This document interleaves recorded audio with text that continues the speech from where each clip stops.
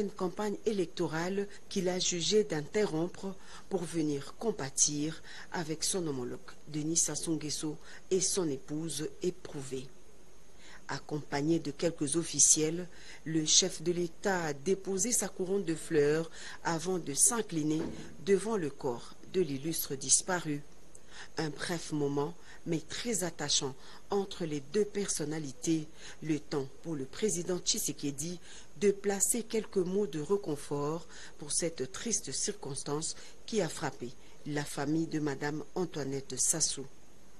Après l'espace Ave Maria, le cortège funèbre s'est dirigé à la cathédrale Notre-Dame du Congo pour une messe de suffrage en mémoire de François Malisawa Gallo Poto Jr., décédé le 21 novembre dernier à l'âge de 68 ans.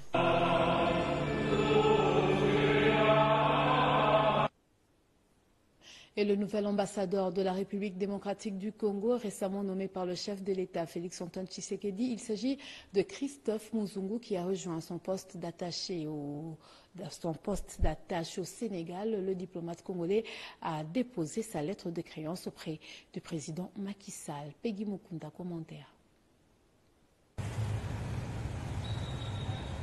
Sous escorte, le cortège du nouvel ambassadeur de la RDC au Sénégal arrive au palais présidentiel.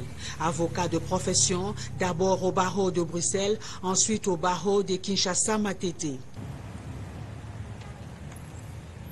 Docteur d'État en droit de l'homme, prévention, médiation et règlement des conflits, Christophe Muzungu a exercé jusqu'à sa nomination les fonctions d'ambassadeur de la RDC en République du Congo.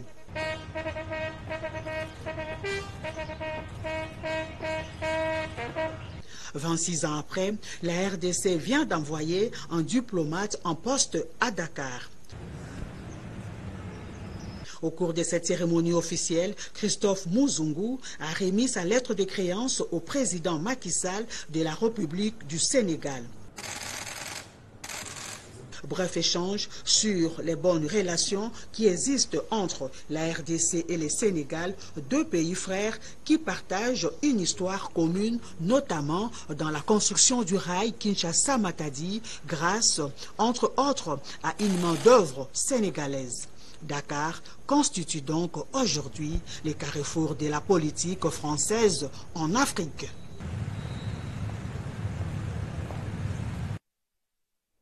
Et la République démocratique du Congo en pleine campagne électorale et l'Égypte vit aussi une année électorale en ce même mois de décembre 2023.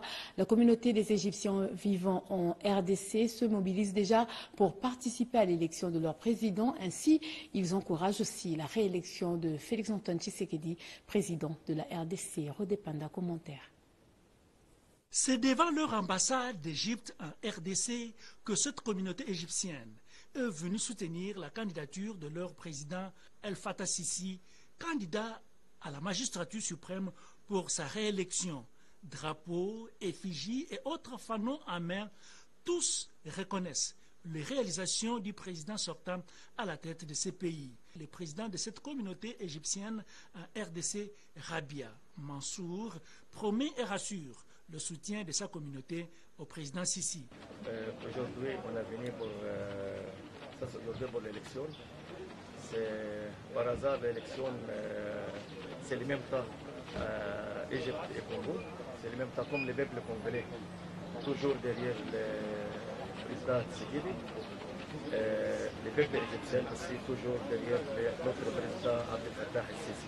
Prenant part à cette manifestation présidentielle de la diaspora congolaise en Égypte, Djibril Meniko est venu lui aussi apporter son soutien. Et je vois qu'ils sont massivement venus soutenir le président Abdel Fattah el-Sisi, et même que nous aussi nous soutenons notre président sortant, c'est Antoine Félix Tshisekedi Tshilombo, qui bénéficie du deuxième mandat avec tout ce qu'il a entre d'accomplir au pays. Élection en Égypte, élection en RDC, cette coïncidence a été mise en contribution pour encourager le candidat numéro 20, Félix Antoine Tshisekedi Tshilombo, pour sa réélection. Et un nouveau standard équitable pour le marché carbone a été adopté à la COP28 aux Émirats arabes unis. Ce mécanisme permet aux communautés locales et peuples autochtones d'accéder directement aux finances pour avoir protégé les écosystèmes. Rodé Panda, une fois de plus. L'expérience de la société Wildlife Works Carbone au centre des échanges au Side Event sur la planète équitable à la COP28 aux Émirats arabes unis. Conformément à ses valeurs, WWC tient à ce que le peuple autochtone et communautés locales soient en contact direct avec les financiers afin de percevoir leurs dus. Il y a un marché de carbone volontaire qui est oublié d'inclure les peuples autochtones. Et maintenant, il faut l'argent, les financiers viennent directement aux peuples autochtones si on veut avoir les forêts au futur. L'administrateur gérant de ERA Congo WWC a pour sa part salué les dynamismes du gouvernement congolais affichés dans leur collaboration au bénéfice réel et concret de la population. Le WWC essaie de faire le mieux qu'il peut. Et nous soutenons à 100% ce nouveau standard Equitable Earth qui veut se focaliser sur les bénéfices qu'on doit donner aux populations locales. Le projet Maïndombe a été validé pendant plusieurs années avec Vera et on va continuer avec Vera. Mais les nouveaux projets vont aller dans Equitable Earth parce que nous croyons qu'Equitable Earth va être vraiment équitable pour les peuples. Toujours dans le souci de l'intérêt de protéger les écosystèmes, ERA Congo Wildlife Works Carbone compte poursuivre son travail en se focalisant davantage sur les bénéfices réels des communautés selon les nouveaux standards équitables Earth.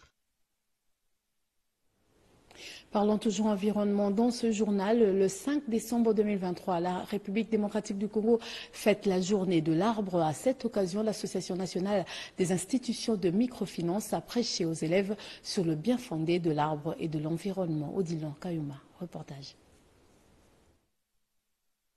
Le 5 décembre de chaque année, la RDC célèbre la journée de l'arbre. Pour marquer cette journée, l'Association nationale des institutions de microfinance en RDC a choisi l'Institut Bobokoli, cadre privilégié pour une sensibilisation accrue des apprenants sur l'importance de la protection de l'environnement, aujourd'hui menacé par les phénomènes de changement climatique. Quand on coupe un arbre, aujourd'hui c'est la journée de l'arbre, quand on coupe un arbre, effectivement, on ne va pas planter entre trois. Mais au moment qu'on plante trois, est-ce que c'est vraiment on va laisser comme ça, on va partir? Non. On devra nourrir l'arbre, on devra nourrir la terre. Parce qu'effectivement, comme ça, il va produire pour nous.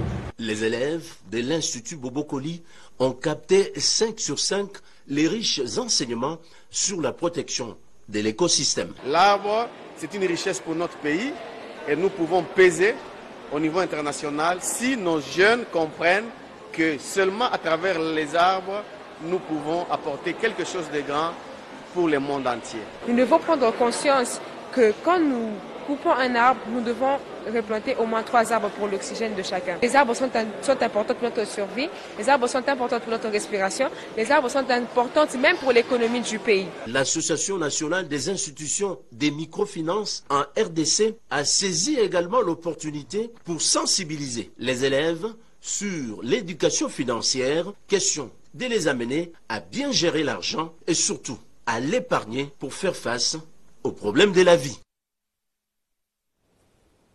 Autre chose, une journée de sensibilisation sur l'autoprise en charge et l'entrepreneuriat des personnes handicapées a été organisée hier lundi par l'ESBEL dénommée Kabichi. C'était dans le cadre de la célébration de la journée des personnes handicapées célébrée le 3 décembre dernier. Erudis Kitutu Fils Mounouma, reportage.